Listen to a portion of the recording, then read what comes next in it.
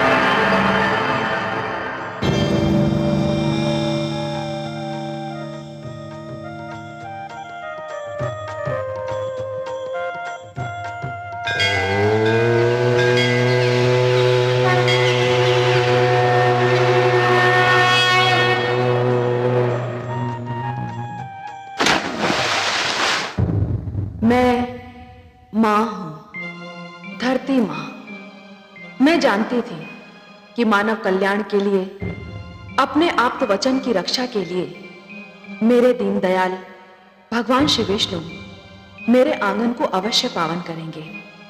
और यही हुआ।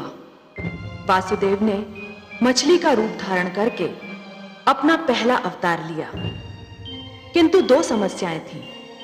पहली ये कि ब्रह्मा के परामर्श पर भगवान शिव ने धरती को जलमग्न करने का निर्णय कर लिया, और दूसरी ये कि ब्रह्मापुत्र मनु ने मानव की रक्षा की ठान ली थी।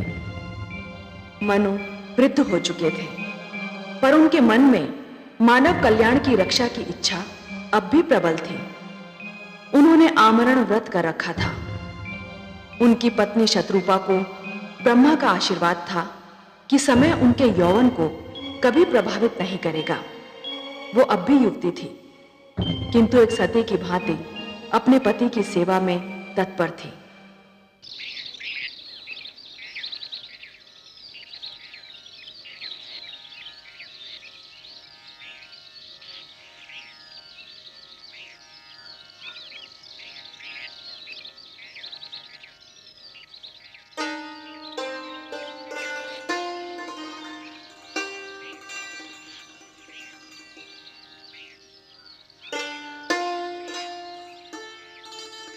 आपकी संध्या तर्पण का समय हो गया है स्वामी। क्षमा कीजिए, मैंने आपका ध्यान तोड़ दिया। तोड़ने का कार्य तो तुमने कभी किया ही नहीं देवी। तुमने तो जब किया जोड़ने का ही कार्य किया। पहले पहले मेरे जीवन में आकर मेरे बिखरे अस्तित्व को जोड़ा, फिर मुझे संतान देकर मेरे परिवार को जोड़ा, और अब मेरे तप में मेरा साथ देकर मेरी आत्मा को परमात्मा से जोड़ रही हो। कभी कभी सोचता हूं कि तुम्हें यहां साथ लाकर मैंने तुम पर बहुत बड़ा अन्याय किया। अन्याय तो आप ये कहकर कर रहे हैं कि आपने मुझ पर अन्याय किया। जीवन का ऐसा कौन सा सुख है जो मुझे आपसे नहीं मिला? ऐसा कौन सा ऐश्वर्य है जो आपके साथ रहकर मैं नहीं भोग पाई?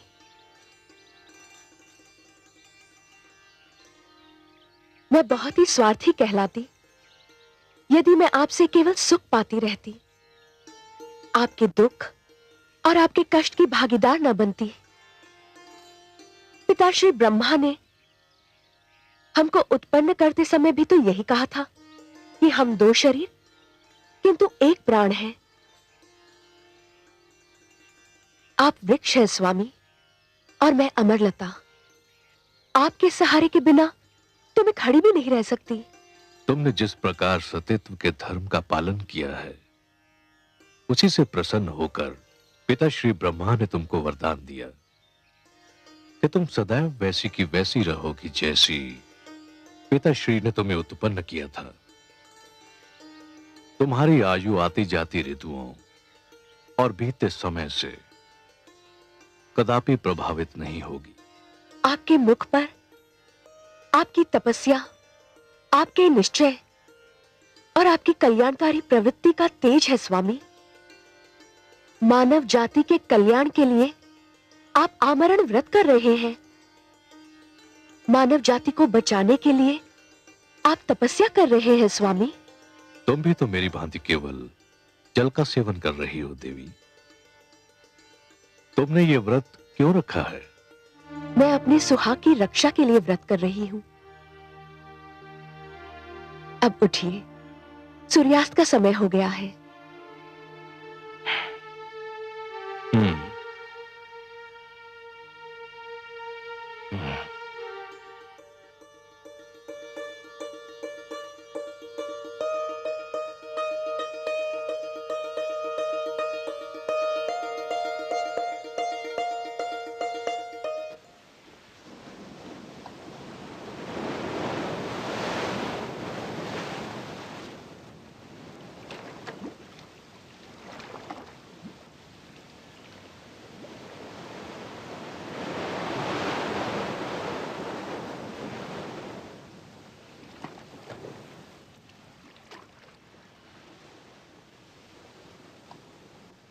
ओम हिरण्यवर्णां हरिणीं सुवर्णरचितस्रज्जां चंद्रां हिरण्मयीं लक्ष्मीं जातवेदो महावः। ठहरिए महाराज। तुम? क्या मैंने अभी तुम्हारी वाणी सुनी थी? हाँ महाराज, मैंने ही विनती की थी कि मुझे जल में न छोड़िए। किंतु क्यों? तुम तो जलचर हो। तुम्हारा तो जीवन ही जल के बिना संभव नहीं। ये सत्य है महाराज, परंतु जल में भी मेरा जीवन संभव नहीं। क्यों? क्या कष्ट है तुम्हें? आप जहाँ मुझे छोड़ने जा रहे हैं, वहाँ बड़ा मत्स्य छोटी मत्स्य को निगल जाता है। मैं वहाँ सुरक्षित नहीं रह पाऊंगा। मुझ पर दया करें। तो फिर तुम्हें कहाँ रखूं जहाँ तुम सुरक्षित रह सको? मुझे अपने कमंडल में रख लीजिए महाराज। आपके जल भरे कमंडल में मुझे कोई भय नहीं होगा। यदि तुम ऐसा समझते हो तो मुझे कोई आपत्ति नहीं।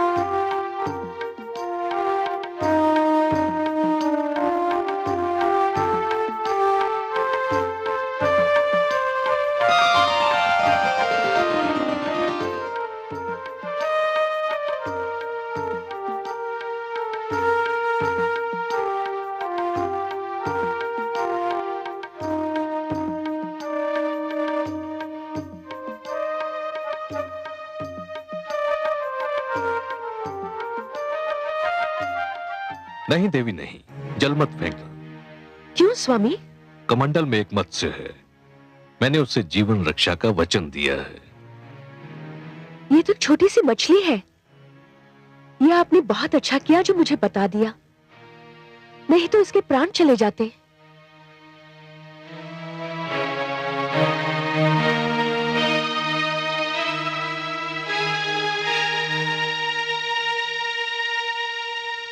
आइए स्वामी, विश्राम करते हैं।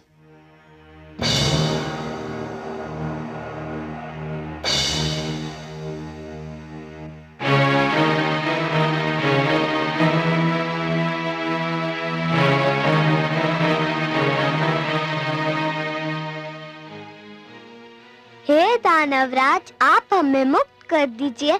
आपने हमें छोड़ दिया तो भगवान विष्णु आपसे बहुत प्रसन्न होंगे। मुझे तुम्हारे विष्णु की कृपा नहीं चाहिए। चुपचाप अपने स्थान पर बैठे रहो, नहीं तो कड़ा दंड दूंगा।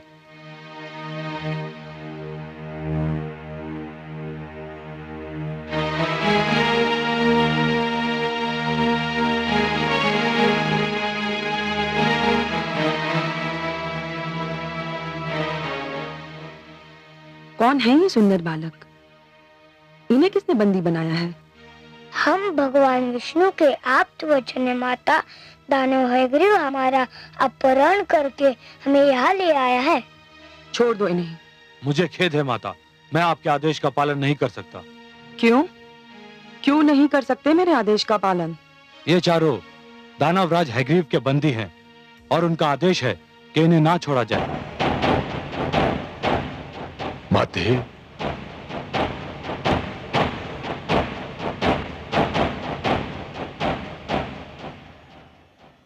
पुत्र, इन बेचारों को क्यों बंदी बनाकर रखा है? छोड़ दो इन्हें, मुक्ति दे दो इन सुंदर भोले भाले बालकों को। नहीं मां, ये नहीं हो सकता। ये भगवान विष्णु के आप्त वचन हैं, ज्ञान का भंडार है, बहुत महान है। जानता हूं मां, इसीलिए तो इनका अपहरण किया है।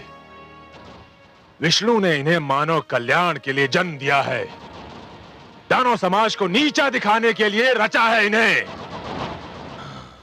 परंतु पुत्र, तू क्या करेगा इनका? कुछ नहीं मां, बस इन्हें बंदी बनाकर रखूंगा। ज्ञान, बुद्धि और प्रकाश को तू बंदी बनाकर रखना चाहता है?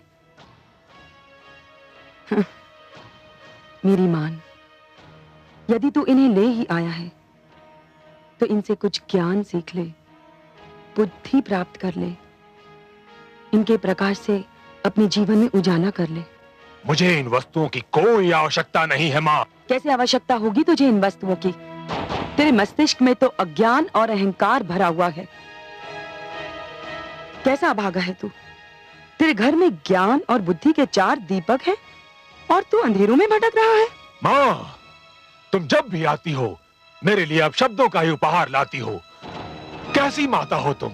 कैसी माता हूं मैं? एक अभागन माता हूं। और कैसी माता हूं मैं? मैं ऐसी माता हूं जिसे उसकी संतान ने एक पल भी सुख नहीं दिया। तुम चाहती क्या हो मां? मैं चाहती हूं कि तू इन्हें मुक्त कर दे। नहीं करूंगा। तो फिर मैं ले जाऊंगी इन्हें अपने साथ। नहीं ले जाने दूंगा। मैं देखती हूँ कौन रोकता है मुझे। मैं रोकूंगा इन्हें।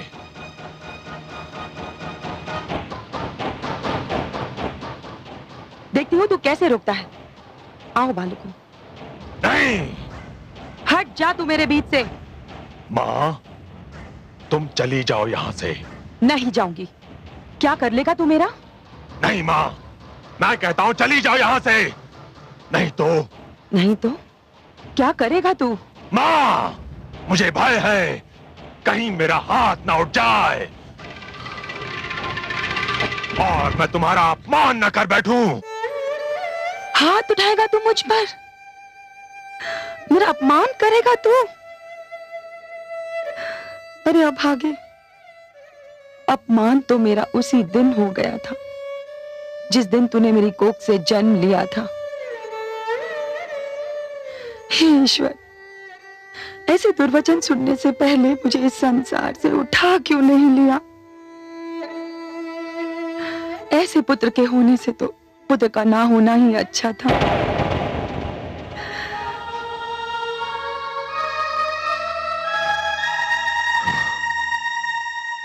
अब तुमने यदि किसी से सहायता मांगी अथवा मांगने की चेष्टा की तो मैं तुम सबको नष्ट कर दूंगा।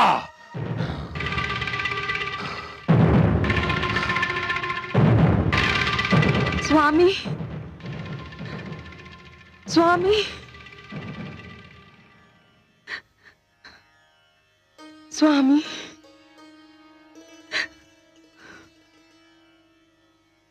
आगे कुछ कहने की आवश्यकता नहीं है देवी। मैं आपकी ये दशा देखकर जान गया हूं कि आप अपने पुत्र हयग्रीव से मिलकर आ रही हैं। हाँ स्वामी, परंतु आज तो वो अयोग्यता की सारी सीमाएं पार कर गया।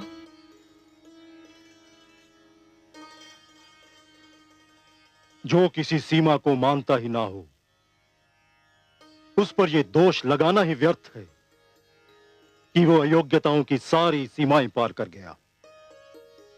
फिर भी क्या किया है उसने? उसने भगवान विष्णु के आप्त वचन 4 वेदों को बंदी बनाकर रखा है। मैंने उन्हें मुक्त कराना चाहा तो उसने मुझ पर हाथ उठाने की धमकी दे डाली। मन में तो आया कि उसे शाप ही दे दूं। तो फिर दे दिया होता। शरीर का जो भाग सड़ जाए उसे काट कर फेंक देना ही उचित होता है। कैसे देती स्वामी? मैं मां हूं, भले एक कुपुत्र की मां सही,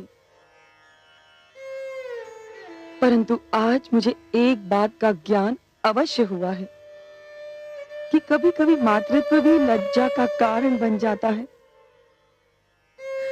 आज पहली बार मैं बहुत लज्जित हूं कि मैं ऐसे पुत्र की मां हूं। मैं उसे अपनी कोख से जन्म देकर पछता रही हूं। पश्चाताप, पश्चाताप यदि भूल का मूल्य चुका सकता तो विश्वास करो मैं आपके पश्चाताप के साथ अपना पश्चाताप भी जोड़ देता। परंतु जिस प्रकार वर्षा ऋतु बीत जाने पर बीज बोने से कोई लाभ नहीं, उसी प्रकार हमारा पश्चाताप करना भी व्यर्थ है। कैसे अभागन हूं मैं। जानती हूं हयग्रीव के इस दुष्कर्म का क्या परिणाम होगा, फिर भी कुछ नहीं कर सकती। कुछ नहीं, कुछ नहीं। शांत हो जाइए। सब कुछ भगवान विष्णु पर छोड़ दीजिए।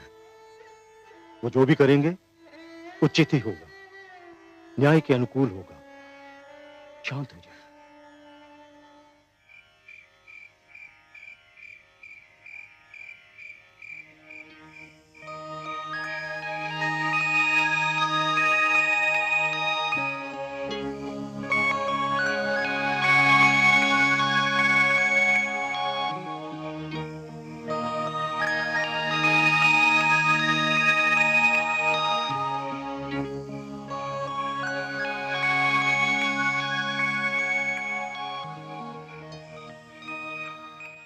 महाराज, महाराज, महाराज, महाराज, महाराज, महाराज,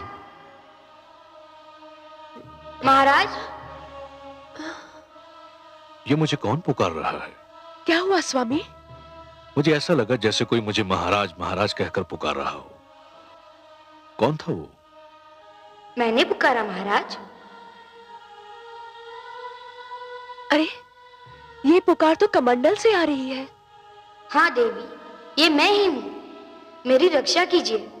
इस कमंडल में मेरा श्वास रुका जा रहा है। मुझे यहाँ से निकालिए महाराज।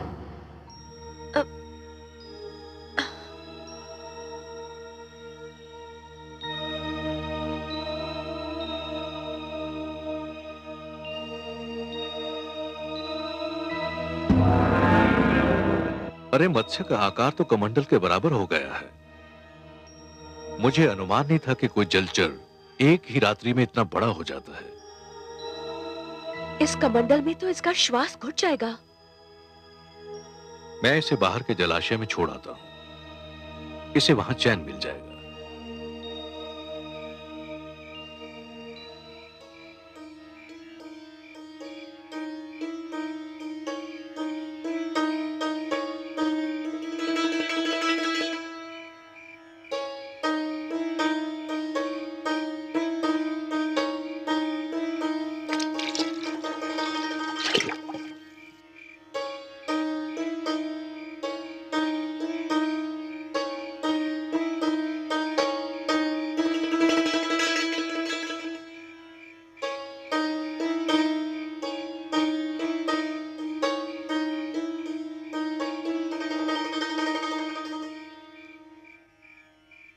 महाराज,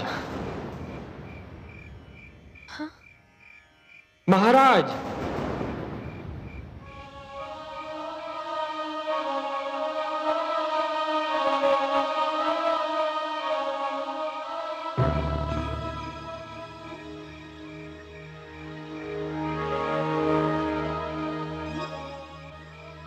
इसका आकार तो इतनी शीघ्रता से बढ़ रहा है कि मैं आश्चर्यचकित रह गया हूं।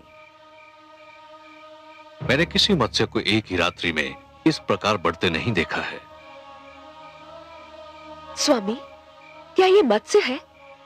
मुझे तो शंका हो रही है कि ये मत्स्य नहीं कुछ और ही है। अरे कुछ नहीं है देवी, संसार में ऐसे चमत्कार तो होते ही रहते हैं। यह भी ईश्वर का कोई चमत्कार होगा। आप चिंता मत कीजिए। तो अब आप इसे कहां ले जाएंगे?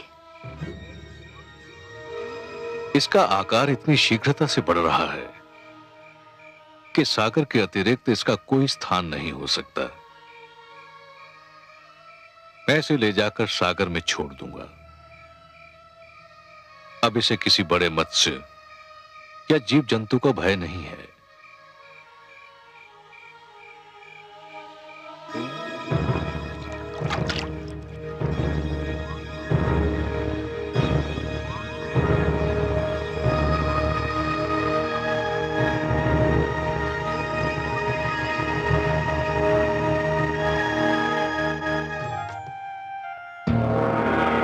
नारायण नारायण।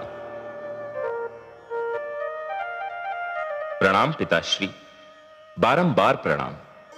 आयुष्मान भव। आओ पुत्र, उचित समय पर आए तुम। तुम्हें ज्ञात है सृष्टि में क्या होने वाला है? हां पिताश्री, मुझे ज्ञात है कि सृष्टि में क्या होने वाला है, और मुझे यह भी ज्ञात है कि सृष्टि में जो होने वाला है वो आपके ही परामर्श का परिणाम है। तुम सत्य कहते हो पुत्र, परंतु सृष्टि के प्रति मेरे मन में प्रेम भी तो है। स्वाभाविक है पिताश्री, नितांत स्वाभाविक है। आप सृष्टि के रचयिता हैं, सृष्टि आपकी रचना है, और रचयिता का अपनी रचना से प्रेम होना स्वाभाविक है। फिर मेरी चिंता भी तो स्वाभाविक है। पिताश्री, आपकी चिंता स्वाभाविक है, किंतु पिताश्री धरती का विनाश नहीं हो रहा है। धरती केवल जलमग्न हो रही है, और वह भी इसलिए कि वह स्वच्छ हो जाए। पिताश्री, हर युग में धरती को स्वयं अपने आप को स्वच्छ करना होगा। पट्टी पर जब कोई नया लेख लिखा जाता है तो पुराने लेख को पोंछना ही पड़ता है। सूर्य का प्रकाश समेटने के लिए आकाश को चांद तारों की चादर लपेटनी ही पड़ती है। धरती को महान आदर्शों के लिए तैयार करने के उद्देश्य से मानव जाति का यह कर्तव्य बनता है कि वह संकुचित विचारधारा को हटा दे। यदि यह कार्य मानव स्वयं कर ले तो देवताओं को हस्तक्षेप करने की कोई आवश्यकता नहीं, किंतु यदि मानव यह परिवर्तन नहीं ला सकता तो देवी शक्तियों को हस्तक्षेप करना ही पड़ता है, जो आप कर रहे हैं। जानता हूं पुत्र, पर जिस धरती को स्वच्छ करने के उद्देश्य से जलमग्न होना है, उस पर मेरा पुत्र मनु भी तो है। मुझे चिंता है कि मनु का क्या होगा। ओह, तो भ्राता मनु की चिंता ने आपको व्याकुल कर रखा है। प्राणियों की रचना करते करते आप स्वयं मोहग्रस्त हो गए। नारायण नारायण। पिताश्री, माना कि पुत्र मोह की भावना को नकारा नहीं जा सकता, बड़ी स्वाभाविक सी बात है ये। किंतु पिताश्री, पुत्र मोह मानव दुर्बलता का लक्षण है। देवता इन भावनाओं से ऊपर हैं। आपके लिए तो संपूर्ण मानव जाति संतान के समान है। फिर आप किसी एक की चिंता क्यों कर रहे हैं? आपने भगवान शिव को जल प्लावन करने का परामर्श देकर अपना कर्तव्य निभाया। भगवान शिव आपका परामर्श मानकर अपना धर्म निभा रहे हैं। अब इस जल प्लावन से किसको बचाना है, कैसे बचाना है और कितना बचाना है, यह आप मेरे लक्ष्मी नारायण पर छोड़ दीजिए। पालन करता तो वही हैं। धन्य हो पुत्र, धन्य हो। तुम्हारी तर्क संगत बातों ने मेरे मन का बोझ हल्का कर दिया। यह सत्य है कि अंधकार कितना भी घना क्यों न हो, एक नन्हा सा दीपक उसे दूर करने के लिए पर्याप्त है। तुम्हारे तर्क ने भी इसी प्रकार मेरी चिंता और आशंकाओं को दूर कर दिया।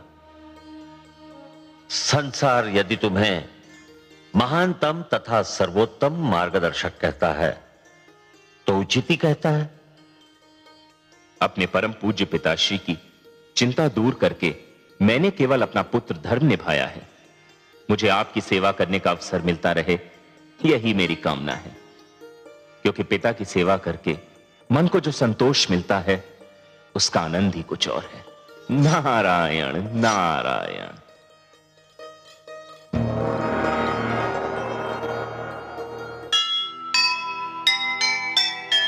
अपना धर्म निभाइए, ममता से मुख मोड़। नारायण के हाथ है जग रक्षा की डोर।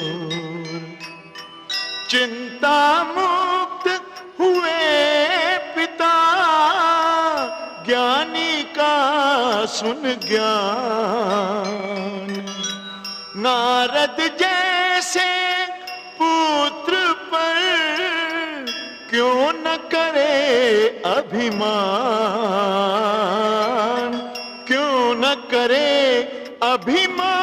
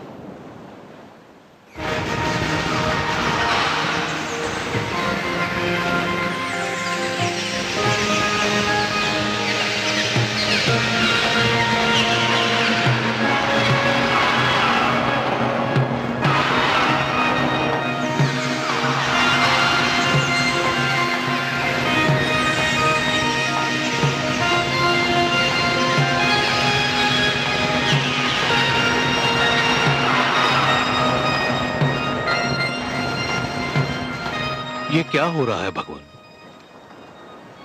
मुझे अपनी आंखों पर विश्वास नहीं हो रहा। एक नन्हा सा मत्स्य जिसे मैंने अपने कमंडल में शरण दी थी, वो इतना विशालकाय हो गया है कि ये अथाह विशाल सागर भी इसके लिए छोटा दिखाई पड़ रहा है।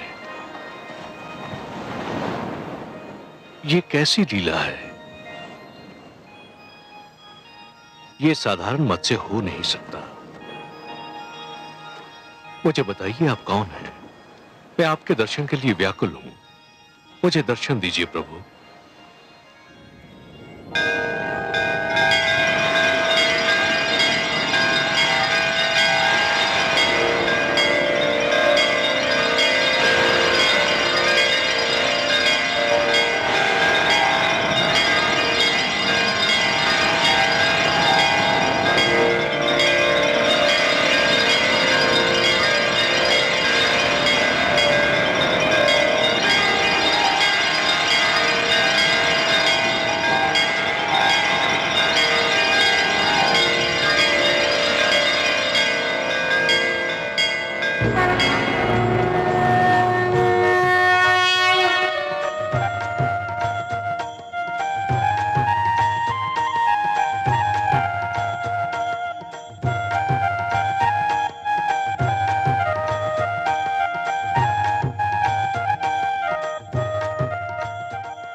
भगवान आप? हे जगदीश्वर, हे जनार्दन, हे सर्वेश्वर, ये आप हैं प्रभु। मेरे सौभाग्यशाली नेत्रों को आपके दर्शन हो रहे हैं। हाँ मनु, ये मैं ही हूं। आपके अतिरिक्त और कौन हो सकता था हे पद्मनाभ? ये लीला तो केवल आप ही दिखा सकते हैं कि सिमटे तो मानव की अंजुरी में समा जाएं और फैलें तो धरती और आकाश को भी ढक लें। आप मेरी अंजुरी में ठहरे, मेरी कुटिया में रहे। मैं किन शब्दों में आपको धन्यवाद दूं? हे सर्वश्रेष्ठ, आप महान हैं। मैं अपने भाग्य पर जितना भी गर्व करूं कम है। आपको कोटि कोटि प्रणाम हे लक्ष्मी नारायण।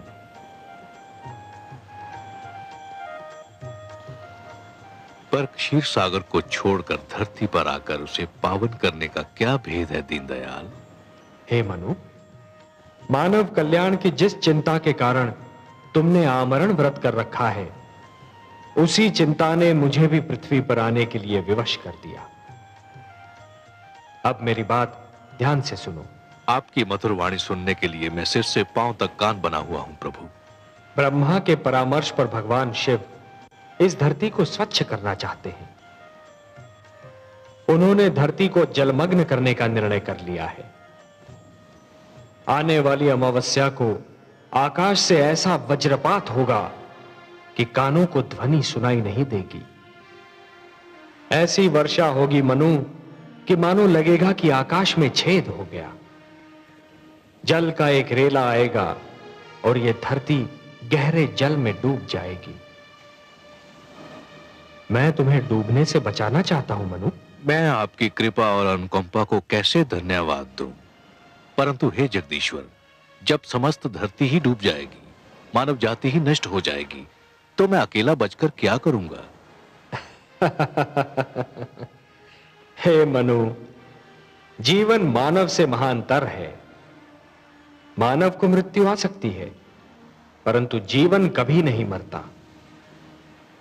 जिस प्रकार एक डाली से एक पुष्प टूटता है परंतु वहीं से दूसरा पुष्प भी फूटता है, उसी प्रकार जहां एक जीवन का अंत होता है, वहीं पर दूसरा जीवन प्रारंभ होता है। एक पीढ़ी चली जाती है, परंतु वहीं दूसरी पीढ़ी पहली पीढ़ी के स्थान को रिक्त नहीं रहने देती। यही जीवन की परंपरा है। तुम इसी परंपरा को अक्षुण्ण रखोगे, तुम इसी परंपरा को जीवित रखोगे। यही मेरा उद्देश्य है। आपके आदेश का पालन तो मेरा परम धर्म है प्रभु।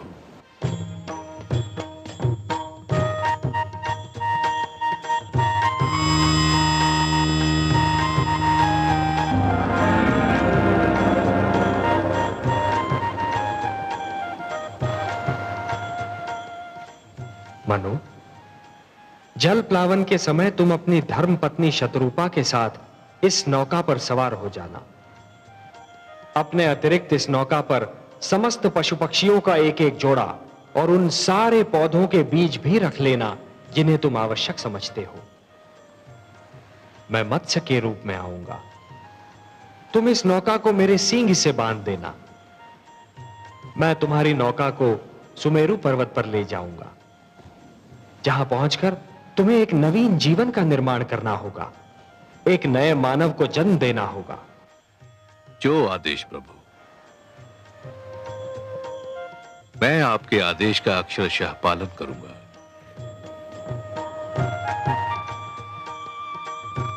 तथास्तु।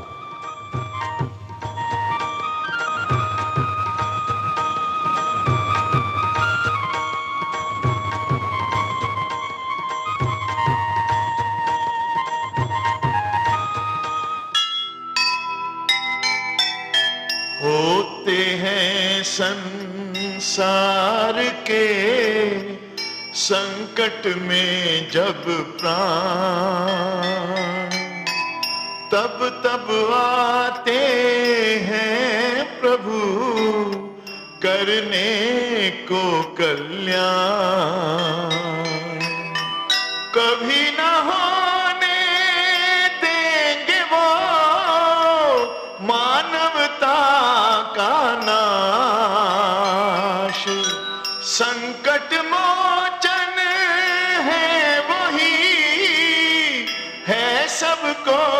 विश्वास है, सबको विश्वास